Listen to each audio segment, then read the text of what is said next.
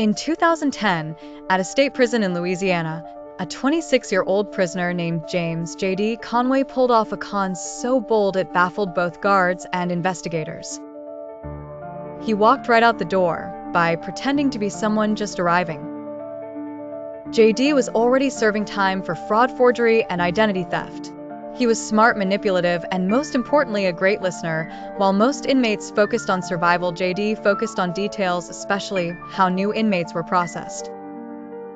Every Tuesday, a van delivered newly convicted inmates from smaller jails to the main state facility. They were checked in through a different wing and held in temporary intake cells for paperwork, medical checks, and ID processing before being transferred into the general population.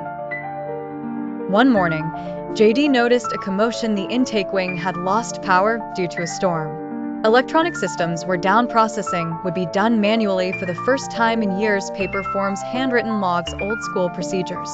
He saw his chance.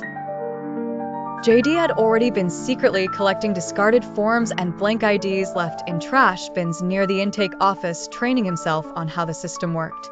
That morning, he slipped out of his assigned work detail and into the intake hallway dressed in plain gray, like the new arrivals.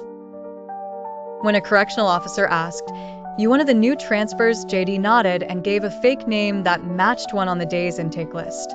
The officer, juggling clipboards and shouting over radios, checked the name off. J.D. was processed in reverse. He was checked in as a new arrival but never assigned to a cell. Instead, when the next van arrived to take temporary inmates to court appearances and hospital appointments, he got in with the group. By the time they reached the next stop, a county medical clinic, J.D. simply walked away. It took nearly 24 hours before anyone noticed.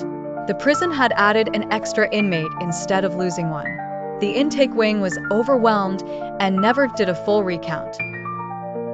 When caught 2 weeks later in Texas, J.D. reportedly laughed and said, "I didn't break out. I was let in and just kept going." Prison officials called it the most embarrassing paperwork failure in years.